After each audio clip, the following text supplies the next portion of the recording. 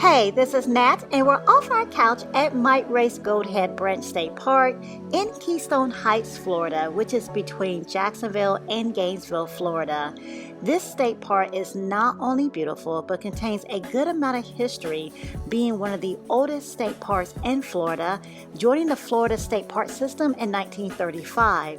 This is one of the 8 state parks developed by the CCC, the Civilian Conservation Corps, as part of Franklin Roosevelt's New Deal program that employed millions of young men during the Great Depression from 1933 to 1942. The CCC developed the then 600-acre site of Goldhead Branch State Park, constructing cabins, building roads, clearing land, and landscaping. We visited another state park recently that benefited from the work of the CCC, Ravine Garden State Park in Palatka, Florida. That video will be in the description box if you'd like to check out that beautiful historic park. And be sure to subscribe if you're not already subscribed. If you've already been joining us off the couch, thank you, and keep joining us off the couch because we have more state parks to explore in future videos. We have so much exploring ahead of us today because Goldhead Branch State Park is nearly 2,400 acres, 2,366 to be exact. The initial property was donated by Martin J. Mike Race, and in 1966, the name of the park was changed to honor the generous donation of Mike Race. This park features trails, 5.44 miles of the Florida National Scenic Trail is here, as well as a 5 and 7 mile equestrian trail. Historic cabins built by the CCC, as well as other cabins are available, and primitive group campsites and primitive campsites. There are lakes formed inside ancient sinkholes available for canoeing, kayaking, swimming, and fishing, and a deep ravine dominated by shade-tolerant plants, plus even more. There's a lot to cover. Let's get going, starting with the basics. Admission. Admission is $5 per vehicle for 2 to 8 occupants. Additional passengers are $2. Also $4 for single occupant vehicles and motorcycles, and $2 for pedestrians and bicyclists. We always talk discounts on this channel, so keep in mind annual passes are available if you often frequent Florida state parks. There is a 25% discount on annual interest passes for active duty and veterans, and there are free passes for certain guests. And we will have the website listed in the description box for all of those annual pass details. One of the first signs we're coming across in the park is for the old Tram Road, once a location for a narrow gauge railroad, which is really interesting. Now it's just a beautiful pathway lined by trees in this park. And apparently these are pine trees because these are the biggest pine cones we have ever seen. At the ranger station, where you pay your entrance fee and take care of cabin, camping, pavilion, and canoe rentals, when you first enter the park, there are brochures. I'm picking up a Trees of Goldhead brochure so I can have an understanding of what I may be looking at. Also at the ranger station, you can purchase patches, hiking stick medallions, t-shirts, and other souvenirs. So we are back in the car now, enjoying more of this beautiful drive as we move further into the park. Our next stop is the Ravine Overlook. There is a picnic table here if you want to take advantage of the scenery and the shade and enjoy a picnic lunch. I'm grateful I came prepared for the hike today. I have the right shoes on because there are lots of these spiky round balls that fall from the trees. I don't know their technical name, but they hurt, and there are a lot in this area, and that can really ruin your picnic lunch and your hike for that matter. Let's take a look at this ravine though. The ravine system is created by the Goldhead Branch stream. We're looking down upon the beautiful and full hardwood forest of the ravine, and we plan to take the ravine trail in just a bit and get closer to the ravine. In fact, let's do that now because it's supposed to rain, and it is so hot outside now. It feels so muggy.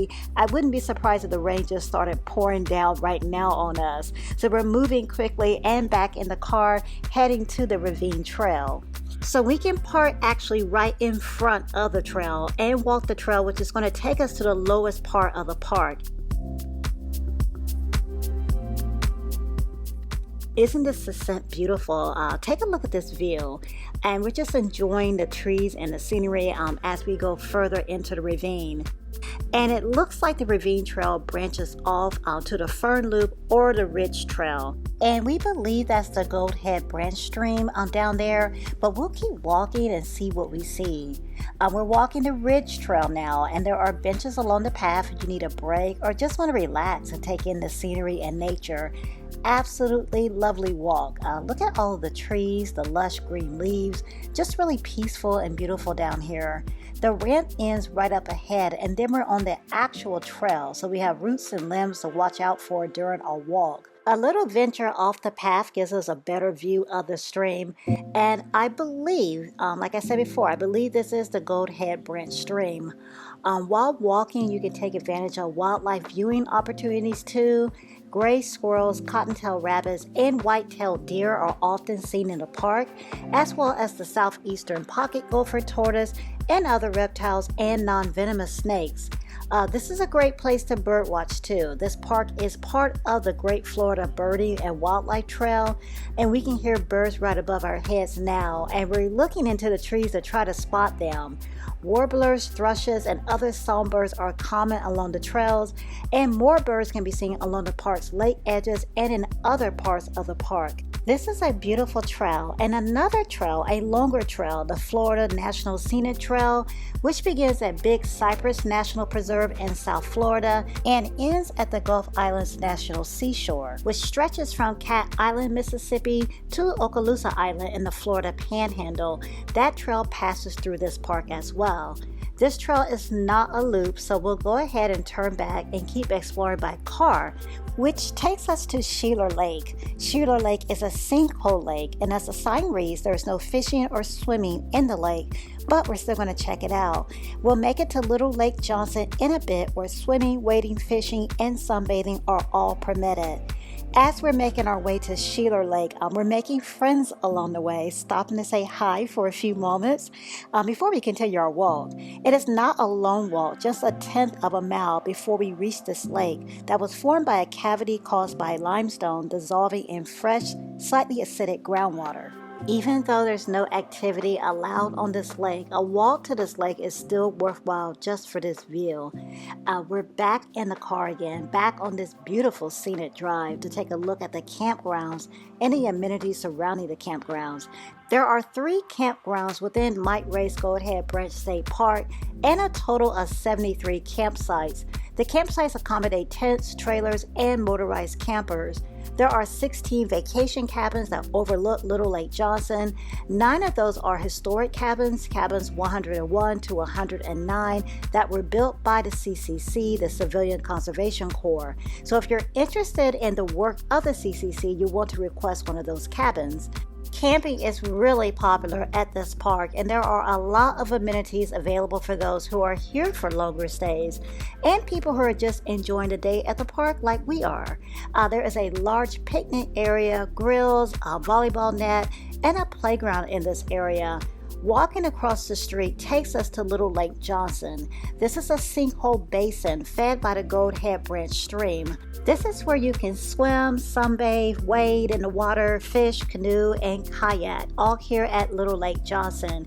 You can see the canoes right here by the lake that you can rent from the ranger station. There are also restrooms right up ahead. The rain clouds are looming right above us. The rain is coming in earlier than we thought. And we have one last trail we want to be sure to explore, the Loblolly Loop. With umbrellas in hand, we are now walking the 1-mile Loblolly Loop. It begins and ends at a mill site, a documented historical site of a grist mill that was in operation around the turn of the century. The Loblolly Loop leads hikers past the largest loblolly pine trees in the park. And that is the end of our cooperative weather and our day of exploring. We really enjoyed this park. We were shocked by how big it is and didn't expect to spend so many hours here. We actually thought we had enough time to beat the rain. But we had a great time hiking in the ravine, learning about the history, playing at the playground, and oohing and awing at these beautiful lakes. We'd love to hear your thoughts and opinions though. Have you visited Mike Ray's Gold Head Branch State Park? Do you have plans to visit, or will you be camping here, or just swimming, or just hiking for the day?